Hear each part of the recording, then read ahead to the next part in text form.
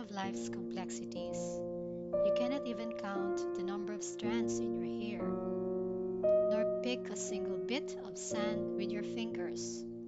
And try as you might, you cannot catch a soap bubble in your fist, for suddenly it bursts through the air and it's nowhere.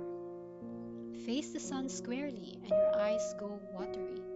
Hold your head high to the moon, and it's no longer as round a few seconds ago at a distance. Explore the horizon as the sky and the sea meet at the junction, and know later that you're at an illusion. Wonder of wonders, you might want an answer, but all you need is a simple reminder.